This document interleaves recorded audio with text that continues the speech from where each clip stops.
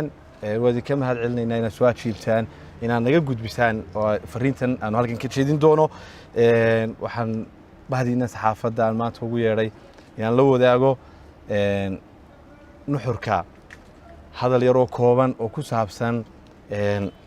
arrimaha uu daaran yahay shirkan jaraa'id waxa 22kii bishii 10aad 2019 ee maalintii shalay toole warbaahinta hadalka jeediyay gudoomiyaha xisbiga wadani hadalkaasi wuxuu u dhignaa hadal uu gudoomiyuhu hore u jeediyay oo uu mar labaad ku celiyay nuxurka hadalkaasina wuxuu daaranaa ama uu salka ku hayay kamaagis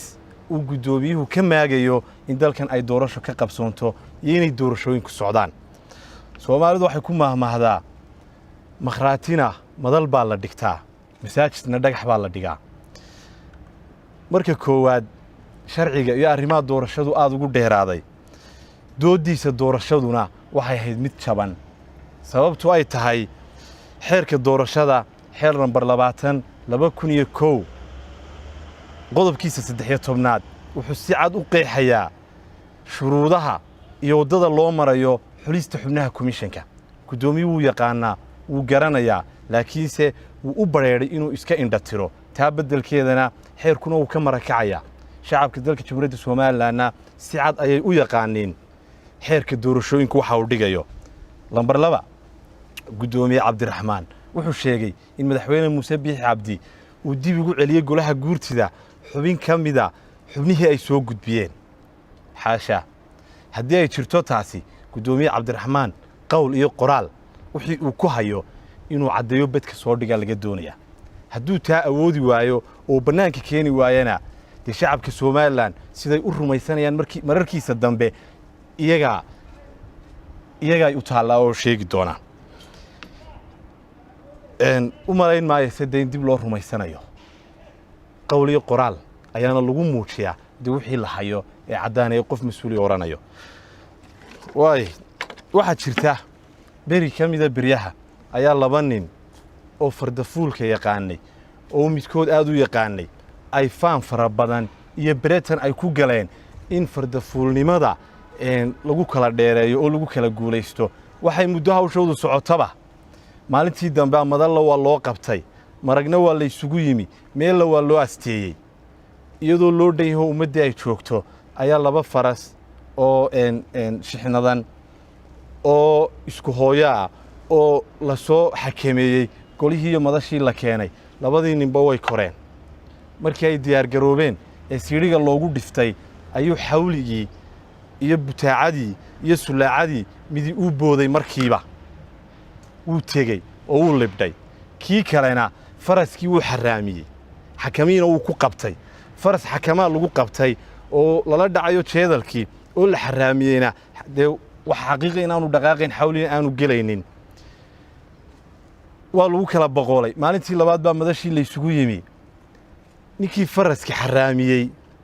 ee xakamaha ku hayay ee inuu farasku xawl galo u diiday ayaa golihii ka yimi wuxuu yiri hebel uu khiyaameeyay muu badin dad baa goobta joogay odayadii kamid oo xeer beegtiya oo aad u garanayay xirfadda fardafuulka iyo sidoo xakamaha faraska ugu hayay iyo sidoo u xaraamiyay ayaa madashii ka kacay wuxuu yiri war ma adaan ninka la khiyaamay haa buu yiri waxa dhacay buu yiri wuxuu yiri faraskii kala khiyaameeyay wuxuu ku yiri faraska waadigii xakamaana ku qabtay xaraamiyay magaca wuxuu ku yiri Cabdi Geedi baa la yiraahdaa war Cabdi Geedi ma tiide Cabdi Xaraamiya tahay buu yiri ninkaaga faraskii xawlina u diiday xaraamiyay ee xakamaha ku qabtay Cabdi Xaraamiya tahay runtii dalka Jamhuuriyadda Soomaaliland waa dal dimuqraadiya ku soo caanamaalay hanaanka geedi socodka doorashooyinka xukuumadda madaxweyne Muuse Biixi Cabdi waxa ka go'an oo ay geed dheer iyo geed gaaban ugu taagan tahay in doorashada xilligeedii lagu galo in doorashadu ay inoo dhacdo ay qabsoonto in doorashadu aanay inaga baaqanin oo aanay dib inooga dhicin shacabka Jamhuuriyadda Soomaaliland waxay diyaar u yihiin inay doorashooyinka galaan oo ay sidii u farayay waajibku ay doorashooyinkooda u galaan arrintaas bedelkeedana dawladdu waxay dadaal cad ugu jirtaa diyaarinta doorashooyinka waxay dadaal cad ugu jirtaa diyaarinta horumarka ninka horumarka diidan iyo ninka doorashada diidan iyo ninka dana kale leh intaba shacabkuna way arkaan xukuumadduna uma joojinayso hore ayaa loo wadayaa geedigii iyo hufnaantii iyo sidii qarankan loogu soo hagar baxay shacabka jamhuuriyadda Soomaaliland ee sharafta badan waxaan u sheegaynaa oo aan